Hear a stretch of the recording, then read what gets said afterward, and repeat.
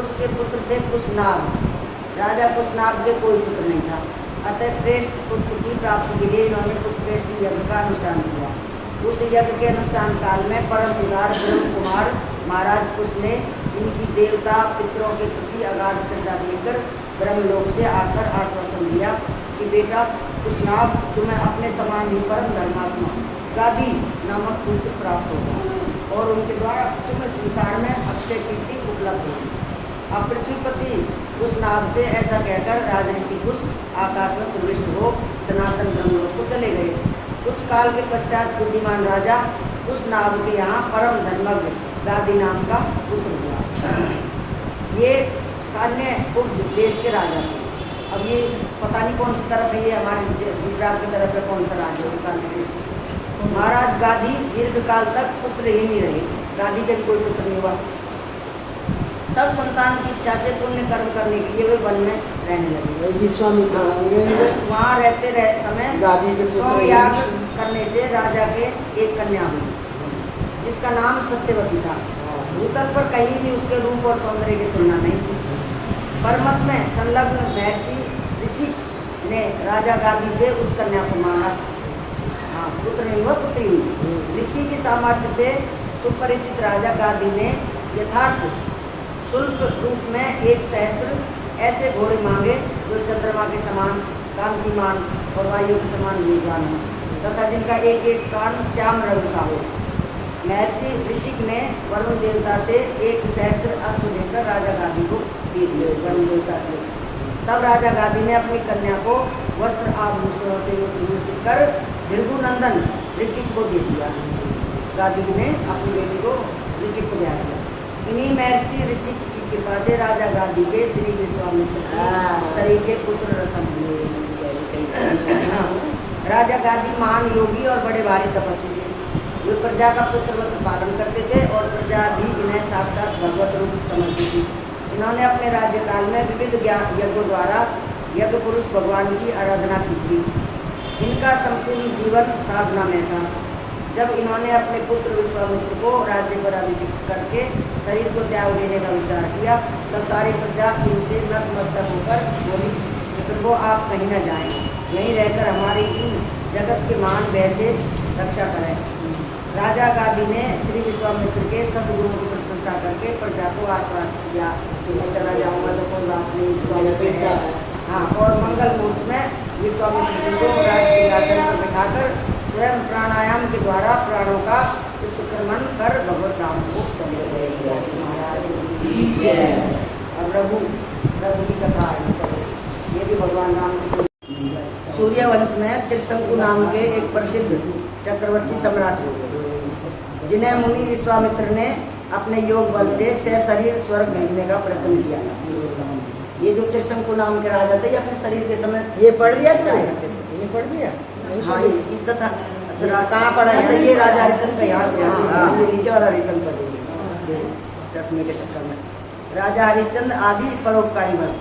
हाँ, ये है कि सुनो हरिचंद्र कथा व्यथा, बिन द्रव्य दियो तथा नहीं, राखी बेची सुत किया तन है, सुरत सुंदवा सुधनवा जू सो दोष के करत, मरे शंख और लिखित विप्र भयो मेलो मन है। इंद्र ओ आग्नि गए शिवी पे परीक्षा लेन, शिवी को काटी दियो मास रीज साचो जानपन है। भरत दधीची आदि भागवत बीच गाए, सबन सुहाए जिन दियो तन धन है। ये राजा शिवी ने जो अपना मांस काट के दिया था ना कबूतर के बदले, उसका है ये। अब यहाँ प्रियदास जी कहते हैं कि अब सत्यवादी राजा हरिश्चंद्र की कथा सुनिए यहाँ से। उन्होंने मन में बिना किसी कष्ट का अनुभव किए प्रसन्नतापूर्वक विश्वामित्र मुनि को अपना राज्य वैभव दान कर दिया। कुछ भी शेष नहीं रखा था, कुछ भी नहीं रखा था। पहले संकल्प तो पूरा किया, सत्य का पालन करने में अपने समान किसी को नहीं रखा। राज्य छोड़कर काशीपुर को चले गए। वहाँ उन्होंने अपने शरीर के साथ ही स्त्री और पुत्र को भी बेच दिया। सत्य की रक्षा करके भगवान को प्रसन्न किया। सूर्यवंश में त्रिशंकु नाम के एक प्रसिद्ध चक्रवर्ती सम्राट हुए। हाँ, जिन्हें भगवान विश्वामित्र ने अपने योग बल से शरीर स्वर्ग भेजने का प्रयत्न किया। अब महाराज हरिचंद्र उन्हीं विश्वामित्र थे। हाँ, विश्वामित्र हर समय ये हर समय थे, सारे युगों में इनके साथ। महाराज हरिश्चंद्र उन्हीं त्रिशंकु के पुत्र थे, जो राजा त्रिशंकु हुए ना, उनके पुत्र हरिश्चंद्र। वे बड़े ही धर्मात्मा थे, सत्य परायण तथा प्रसिद्ध दानी थे। राम जी का ही तो सही पूरा परिवार है, ये पहले से ही थे विश्वामित्र, पहले से ही थे। हाँ, सत्यपरायण तथा प्रसिद्ध दानी थे। इनके सत्य की परीक्षा गाथा पुराणों में प्रसिद्ध है। इनकी पत्नी सव्या थी तथा पुत्र का नाम रोहित था। सूरत और सुधनवा दोनों बड़े भारी भक्त थे। और शंख और लिखित दोनों ब्राह्मणों के मन मलिन थे। मन मलिन थे। शंख और लिखित दो ब्राह्मण थे, उनके मन मलिन थे। ये तो भगत थे सुधनवारी, तो उन्होंने दोनों भक्तों को मिथ्या दोष लगाया। अच्छा। और वे अपने पाप से मर गए। अब शरणागत रक्षक राजा शिवी के पास परीक्षा लेने के लिए इंद्र और अग्निदेव बाज और कबूतर बन के आए। एक बाज बन गया, एक कबूतर बन गया। अब बाज जो कबूतर को खाने भागा तो वो शिवी की शरण में आ गया, शिवी महाराज की में। और शरणागत कबूतर की रक्षा करते हुए प्रसन्न होकर उन्होंने कहा कि ये मेरी शरण में आ गया। बाज से बोला कि मैं नहीं खाने दूंगा इसे तुम्हें। तो वो बोला मैं तो भूखा हूँ, मुझे तो खाना पड़ेगा इसे। तो बोला तू इसे मत खा, लेकिन बदले में मेरे से मांस ले मेरा। तो वो तो भगवान थे ना, एक तो इंद्र था, एक अग्निदेव था। उन्होंने अपने जंगा का मांस काटते काटते दोनों जंगाओं का मांस काट दिया। वो वजन ही पूरा ना हो कबूतर के बराबर। जब उन्होंने जब उन्होंने बहुत सारा मांस काट दिया तब वो प्रकट हुए। हम तो परीक्षा ले रहे थे। और शरणागत कर कबूतर की रक्षा करते हुए प्रसन्न होकर उन्होंने बाज को अपने शरीर का मांस काट कर दे दिया। तब दोनों को विश्वास हुआ कि राजा अपने प्रण का पालक और सच्चा धर्मात्मा है। ये उसकी परीक्षा लेने आए थे। छप में आए शेष, भरत और दधीची आदि भक्तों की कथाएं श्रीमद् भागवत में कही गई, जिन्होंने परोपकार में अपना तन मन और धन अर्पण किया। दधीची ने भी अपनी सारी हड्डियां दान करी थी हथियार बनाने के लिए। जिंदा थे दधीची, उनसे हड्डियां मांग ली इंद्र ने दान में। उन्होंने अपनी हड्डियां वज्र बनाया था। हाँ, बोला मेरे मांस को एक गाय लेके आओ और उसे चटवा चटवा के खत्म कर दो। जिंदे ने अपनी गाय से मांस चटवा के और फिर वो जीभ से हड्डियां रह। ये भक्त जो है संसार में सभी को प्रिय है। अब श्री हरिचंद्र जी, ये सूर्यवंश में त्रिशंकु नाम के प्रसिद्ध चक्रवर्ती सम्राट हो गए हैं, जिन्हें मुनि विश्वामित्र ने अपने योग बल से सशरीर स्वर्ग भेजने का प्रयत्न किया। अब महाराज हरिश्चंद्र उन्हीं त्रिशंकु के पुत्र थे। वे बड़े धर्मात्मा, सत्यपरायण तथा प्रसिद्ध दानी थे। इनके राज्य में प्रजा बड़ी सुखी थी और दुर्भिक्ष, महामारी आदि उपद्रव कभी कुछ नहीं होता था। वहाँ कुछ नहीं होते थे। रामराज में भी ऐसा था। महाराज हरिश्चंद्र के यश से त्रिभुवन भर गया था। देव ऋषि नारद के मुख से इनकी प्रशंसा सुनकर देवराज इंद्र जो है ईर्ष्या से इंद्र को जलन हो गई कि ऐसा कौन सा राजा हो गया ये जो हमसे भी ऊपर। ईर्ष्या जल उठे और उनकी परीक्षा लेने के लिए मुनि विश्वामित्र से प्रार्थना की। इंद्र की प्रार्थना पर प्रसन्न होकर मुनि परीक्षा लेने को तैयार हो गए। महामुनि विश्वामित्र अयोध्या पहुंचे। राजा हरिश्चंद्र से बातों में उन्होंने समस्त राज्य जो है दान रूप में दिया। हाँ, ये इंद्र ने कहा था जाके ऐसे उनकी परीक्षा लेना। अब महाराज हरिश्चंद्र ही भूमंडल के एक छत्र राजा थे। उस समय हरिश्चंद्र ही राजा थे सारे। वह सारा राज्य तो मुनि की भेंट हो चुका। अब वे रहे तो कहाँ रहे, जब सब कुछ भेंट में दे दिया तो आप वहाँ रह भी नहीं सकते हो। रहे तो उन दिनों काशी की एक ऐसा स्थान था जिस पर किसी मनुष्य का अधिकार नहीं है। काशी नगरी जो है इस पे ये किसी आदमियों की बसाई हुई है। ये शंकर जी की अपनी निजी है। जैसे वृंदावन कृष्ण कन्हैया का है अपना निज लोक। सब जगह पर लोग परले आ जाएगी ना, तो काशी में और वृंदावन में परले नहीं। त्रिशूल पर टिक दिया हुआ आज भी है वो, जिस पर किसी मनुष्य का अधिकार नहीं समझा जाता था। वे रानी सेव्या और पुत्र रोहित के साथ काशी की तरफ चल पड़े कि वहाँ तो मनुष्य का अधिकार नहीं, वो तो भगवान का दर है, वो वहाँ चले गए। जाते समय मुनि ने राजा से कहा कि बिना दक्षिणा के यज्ञ, दान और जप तप आदि सब निष्फल होते हैं कि तूने दान तो कर दिया लेकिन दक्षिणा तो दी नहीं यज्ञ करने की। अतः आप इस बड़े भारी दान की सांगता के लिए 1000 स्वर्ण मुद्राएं दक्षिणा रूप में मुझे दी थी। अब आपने यज्ञ करवाया तो उसकी दक्षिणा भी दो, और यज्ञ करने से पहले तुमने दान कर दिया तो तुम्हारा है क्या अब दो मेरे को। हाँ, तो महाराज के पास अब रह ही क्या रहा था, कुछ खाई नहीं। उन्होंने इसके लिए 1 मास की 1 महीने की अवधि मांगी कि 1 महीना रुक जाओ, मैं आपका कर्जा उतार। विश्वामित्र ने प्रसन्नतापूर्वक 1 मास का समय दे दिया। अब महाराज हरिश्चंद्र काशी पहुंचे और सेव्या तथा रोहित को एक ब्राह्मण के हाथ बेचकर स्वयं चांडाल के यहाँ बिके, तीनों बिक गए 1000 मुद्राओं के लिए, क्योंकि इसके सिवा उनके पास कोई और उपाय भी नहीं था। अब वो क्या करते? इस प्रकार मुनि के ऋण से मुक्त होकर राजा जो है हरिश्चंद्र अपने स्वामी के यहाँ रहकर काम करने लगे। अब मुनि को तो दक्षिणा दे दी। हाँ, इनका स्वामी मरघट का मालिक था। वही हाँ, शमशान घाट का। उसने इन्हें शमशान में रहकर मुर्दों के कफन लेने का काम सौंप दिया कि यहाँ रहो और मुर्दे का आएगा तो उसका कफन कर लेना पड़ेगा, तभी तो जलाएंगे। इस प्रकार राजा बड़ी सावधानी से स्वामी का काम करते हुए शमशान में ही रहने लगे, वहीं रहने लगे। इधर रानी सेव्या ब्राह्मण के घर रहकर उनके बर्तन साफ करती, घर में झाड़ू बुहारी देती, और कुमार जो है पुष्प वाटिका से ब्राह्मण के देव पूजन के लिए फूल लेके आता था। बच्चा जो है वो फूल तोड़ के ले आता। अब राजसुख भोगे हुए और सभी राजसुख भोगा जिन्होंने और कभी कोई कठिन काम करने का अभ्यास ही ना हो, भाई वो तो राजा रानी थे तो उनको कठिन काम करने का अभ्यास कहाँ से होगा। कारण रानी सेव्या और कुमार रोहित का शरीर अत्यंत परिश्रम के कारण इतना सूख गया कि उन्हें कोई पहचान ही ना सका, ज्यादा काम पड़ गया ना, कठिन हो गया पहचानना। इसी बीच में एक दिन जबकि कुमार पुष्प चयन कर रहा था तो एक पुष्प लता के भीतर से एक काले विषधर ने उसे सरप ने डस लिया। अब कुमार का मृत शरीर जमीन पर गिर पड़ा।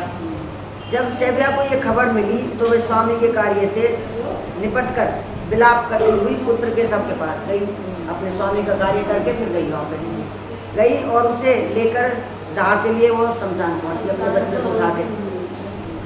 अब महारानी पुत्र के सबको जलाना ही चाहती थी कि हरिश्चंद्र ने आकर उससे कर मांगा कि आप ऐसे नहीं जला सकते। पहले तो दंपति ने एक दूसरे को पहचाना नहीं, जब वो सूखे काटा हो रही थी वो वहाँ बेचारा शमशान में काला भूत हो रहा था, आपस में एक दूसरे को उन्होंने नहीं पहचाना। परंतु दुख के कारण सेव्या के रोने चीखने से राजा ने रानी और पुत्र को पहचान लिया। आवाज से उन्होंने पहचान लिया कि तो हमारी रानी लग रही है और ये बच्चा भी हमारा लग रहा है। अब यहाँ पर हरिश्चंद्र की तीसरी बार कठिन परीक्षा थी, ये भी कठिन परीक्षा थी। अब सेव्या के पास रोहित उसके कफन के लिए कोई कपड़ा ही नहीं था, वो तो अपनी आंचल था उसके पास। परंतु राजा ने रानी के गिड़गिड़ाने की कोई परवाह नहीं की। वे पिता के भाव से पुत्र शोक से कितने ही दुखी क्यों ना थे, अंदर अंदर तो दुखी थे, बेटा मर गया मेरा, पर यहाँ तो ये पिता नहीं थे, वे तो मरघट के स्वामी के नौकर थे और उनकी आज्ञा बिना किसी भी लाश को कफन किए बिना जलाने देना पाप था। अब राजा अपने धर्म से जरा भी विचलित नहीं हुआ। जब रानी ने स्वामी को किसी तरह मानते नहीं देखा तो वह अपने साड़ी के 2 टुकड़े करके उसे एक कफन के रूप में देने को तैयार हो गई। अब आपने साड़ी दे सकती है। रानी जो ही साड़ी के 2 टुकड़े करने को तैयार हुई कि वहाँ भगवान नारायण एवं मुनि विश्वामित्र सहित ब्रह्मादि देवगण आकर उपस्थित हो गए और कहने लगे कि हम तुम्हारी धर्म पालन की दृढ़ता से अत्यंत प्रसन्न हैं। तुम तीनों सहदेव स्वर्ग में जाकर अनंत काल तक स्वर्ग के दिव्य भोगों को बोलिए। अब इधर इंद्र ने उसको पता लग गया ना, शरीर पर अमृत की वर्षा करके उसे जीवित कर दिया। अब इंद्र को समझ में आ गई ना ये तो बच्चन के पक्के हैं, ये नहीं हारने वाले, और अब अमृत छिड़क दिया तो वो बच्चा भी जीवित हो गया। अब कुमार जब सोकर उठे हुए भांति उठ खड़े हुए, जैसे सोया हुआ था, सोकर उठ गया, ऐसे उठ गया। हरिश्चंद्र ने समस्त देवगण से कहा कि जब तक मैं अपने स्वामी से आज्ञा ना लूं तब तक मैं यहाँ से कैसे हट सकता हूँ, मैं तो बिका हुआ हूँ स्वामी के हाथों में। इस पर धर्मराज ने कहा कि राजन, तुम्हारी परीक्षा के लिए मैंने ही चांडाल का रूप धारण किया।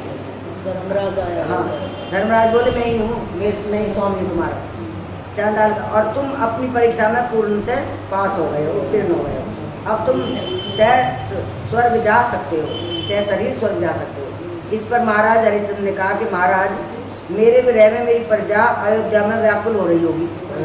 अब उनको छोड़ के मैं अकेला स्वर्ग कैसे जा सकता हूँ? सबको लेके जाएंगे सबको भाई। लेके जाएगा, अपना तो उद्धार करेंगे और कर करेंगे। परमानंद है ना भाई। यदि आप मेरी प्रजा को भी मेरे साथ स्वर्ग भेजने को तैयार हो तो तो जाओ। मुझे कोई आपत्ति नहीं, अन्यथा उनके बिना में स्वर्ग में रहने की अपेक्षा उनके साथ नरक में रहना अधिक पसंद करूंगा। अब इस पर इंद्र ने कहा कि महाराज उन सब के कर्म तो अलग अलग है, तो वे सब एक साथ कैसे स्वर्ग जा सकते हैं? वे सबने तो अलग अलग कर्म करे प्रजा में।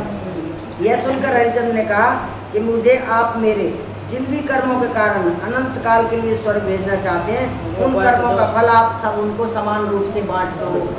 तो किसी के कर्म भी ना बने होंगे तो उसको भी फल मिल जाएगा। हाँ, बांट दे।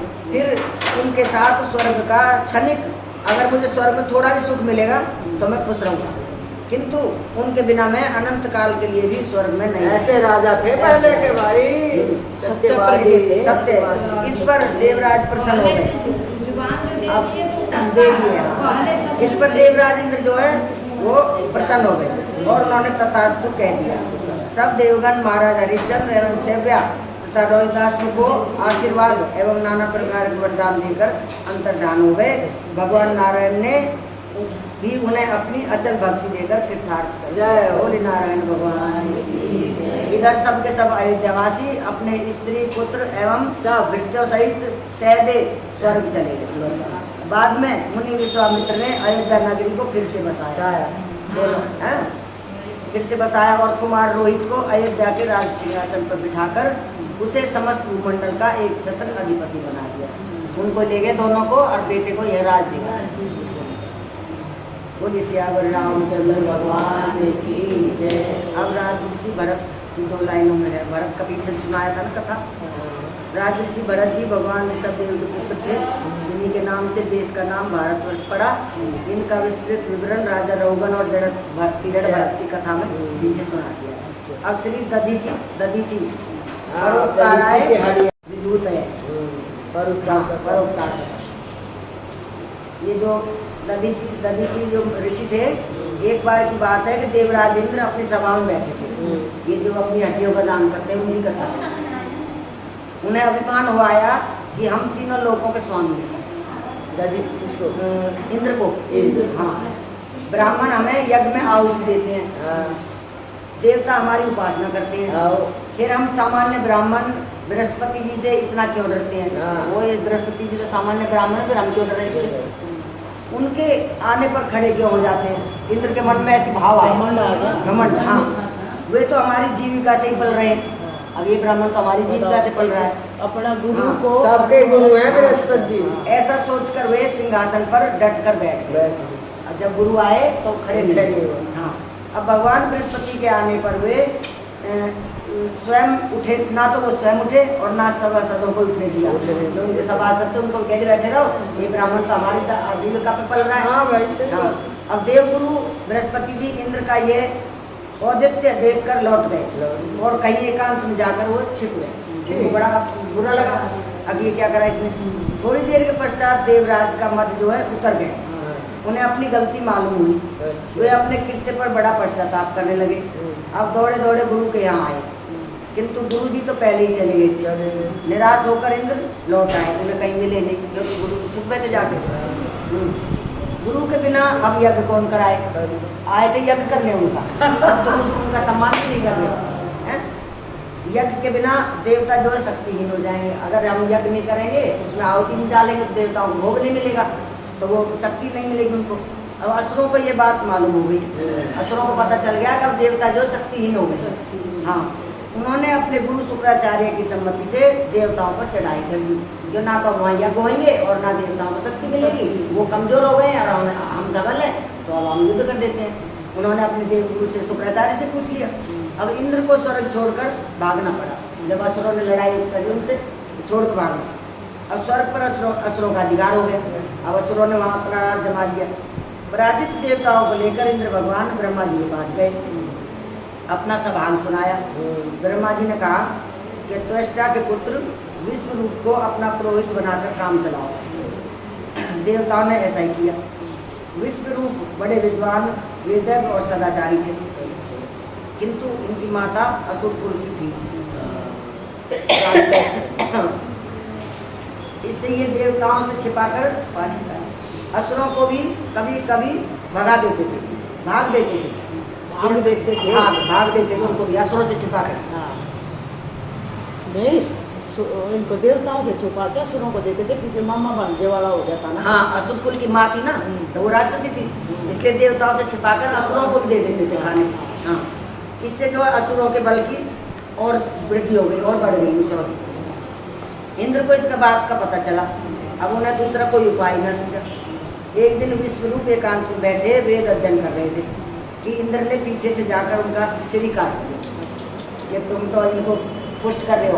हाँ, इस पर उन्हें ब्रह्म हत्या लग गई। किस प्रकार गुरु बृहस्पति जी प्रसन्न हुए, उन्होंने यज्ञ आदि करा के ब्रह्म हत्या को पृथ्वी जल वृक्ष और स्त्रियों में बांट दिया। हाँ, इंद्र का फिर से स्वर्ग पर अधिकार होगा। फिर भी बृहस्पति जी ने आके और उनका यज्ञ पूरा करा, जैसे तैसे उनको मनाया होगा, मनाने के बाद यज्ञ करा। और जो उनका ब्रह्म हत्या का वो था, वो 4 जगह पाप जो 4 जगह बांट दिया। स्त्रियों को दे दिया, पृथ्वी को दे दिया, जल को दे दिया और पेड़ों को दे दिया। इधर त्वष्टा ऋषि ने जब सुना कि उन ऋषियों ने सुना कि मेरा पुत्र जो है मार दिया इंद्र ने, त्वष्टा ऋषि ने, तो उन्हें भी बड़ा दुख हुआ, बेटा मार दिया मेरा। अपने तप के प्रभाव से उन्होंने उसी समय इंद्र को मारने की इच्छा से एक बड़े भारी बलशाली दैत्य वृत्तासुर को उत्पन्न किया। अब वृत्तासुर के पराक्रम से संपूर्ण त्रिलोक जो है भयभीत होगा, वो इतने बलशाली हो गए। उनके ऐसे पराक्रम को देखकर देवराज भी डर गए। वे दौड़े दौड़े ब्रह्मा जी के पास आए। सब हाल सुनाकर उन्होंने ब्रह्मा जी से वृत्तासुर के कोप से बचने का कोई उपाय पूछा। ब्रह्मा जी ने कहा कि देवराज, तुम किसी प्रकार वृत्तासुर से बच नहीं सकते हो। वह बड़ा बली, तपस्वी और भगवत भक्त है। भगवत भक्त तो है। हाँ, कृष्ण भगवान ने दे रखा है, उसे मारने का एक उपाय है बस। में जो होया था, हाँ। वही तो वृत्तासुर बना। हाँ, हाँ, वो जो काल ने ना वो मुचकुंद, हाँ, उसे मारने का एक ही उपाय है कि नैमिषारण्य में एक महर्षि दधीचि जो है तपस्या कर रहे हैं।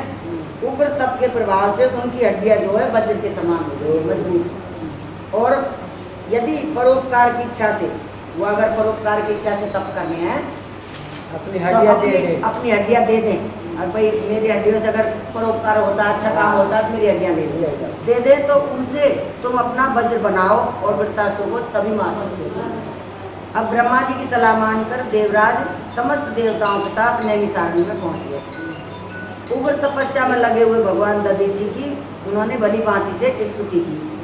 तब ऋषि ने उनसे वरदान मांगने के लिए कह दिया। अब इंद्र ने हाथ जोड़कर कहा कि त्रिलोक की मंगल कामना के निमित्त आप अपनी हड्डी हमें दान दे दें। दान में हड्डी मांगी उनसे। अब महर्षि दधीचि ने कहा कि देवराज, समस्त देहधारियों को अपना शरीर प्यारा होता है, स्वेच्छा से इस शरीर को जीवित अवस्था में छोड़ना बड़ा कठिन होता है। मरने के बाद तो चाहे कोई कुछ भी कर ले, लेकिन जीवित अवस्था में नहीं हो सकता। किंतु अगर त्रिलोक की मंगल कामना के निमित्त मैं इस काम को भी करूँगा, तो मेरी इच्छा जो है तीर्थ करने की थी। मेरी जो इच्छा थी वो तीर्थ करने की थी, तो वो तो वही रहे और काम शरीर में। हाँ, तो इंद्र ने कहा कि ब्राह्मण, समस्त तीर्थों को मैं यही बुलाए देता हूँ। हाँ, उनको बोले मेरी आखिरी इच्छा तो यही थी कि मैं तीर्थ और करूँ, तब के बाद ये कहकर देवराज ने समस्त तीर्थों को नैमिषारण्य में ही बुला लिया। नैमिषारण्य ऐसा ही नहीं, नैमिषारण्य सब तीर्थों का राजा है। सभी ने ऋषि की स्तुति की। ऋषि ने सब में स्नान किया, सारे तीर्थों में आचमन आदि किया और वे समाधि में बैठ गए और जंगली गौ ने उनके शरीर को अपने कांटेदार जीभ से चाटना आरंभ किया। चाटते चाटते चमड़ी उड़ गई। तब इंद्र ने उनकी तपे रीढ़ की हड्डी निकाल दी। हथियार बनाने के लिए रीढ़ की हड्डी बड़ी होती है ना, वो निकाल दी। उससे एक महान शक्तिशाली तेजो में दिव्य वज्र बनाया गया और उसी वज्र की सहायता से देवराज इंद्र ने वृत्तासुर को मारकर त्रिलोकी के संकट को दूर किया। इस प्रकार एक महान परोपकारी ऋषि के अद्वितीय त्याग के कारण देवराज इंद्र बच गए और तीनों लोग सुखी हो गए। तो ऐसे ऐसे दान थे, अपना शरीर भी दान कर दिए जिन्होंने। संसार के इतिहास में ऐसे उदाहरण बहुत थोड़े मिलते हैं जिनमें स्वेच्छा से केवल परोपकार के ही निमित्त, जिसमें मान प्रतिष्ठा आदि अपना निजी स्वार्थ कुछ भी नहीं है। ऐसे बहुत कम है उदाहरण। अपने शरीर को हंसते हंसते एक याचक को सौंप दिया गया है। इसलिए भगवान दधीची का यह त्याग परोपकारी संतों के लिए एक परम आदर्श है। अब दधीची ऋषि की और भी एक विशेषता थी। देखिए, अश्वनी कुमारों को ब्रह्म विद्या का उपदेश देने के कारण इंद्र ने इनका मस्तक उतार दिया था। फिर अश्वनी कुमारों ने इनके धड़ पर घोड़े का सिर चढ़ा दिया। अच्छा। और इससे इनका नाम जो है अश्वशिरा प्रख्यात हुआ। जिस इंद्र ने इसके साथ इतना दुष्ट व्यवहार बर्ताव किया था, उसी इंद्र की महर्षि ने अपनी हड्डी देकर सहायता की। संतों की उदारता ऐसी होती है कि जो इंद्र उल्टे काम करता है उनके लिए तभी भी उन्होंने संत जो है तभी भी उसको माफ करते हैं। वज्र बनने के बाद जो हड्डियां बनी थी, उन्हीं से शिव जी का पिनाक धनुष बना था। जो धनुष भगवान राम ने तोड़ा था ना, उन्हीं हड्डियों से धनुष बना था। दधीची ब्रह्मा जी के पुत्र सर्वा ऋषि के पुत्र थे और साबरमती और चंद्रभागा के संगम पर इनका आश्रम रहा। चंद्रभागा नदी साबरमती दोनों है। हाँ, बोलिए भगवान दधीची की जय।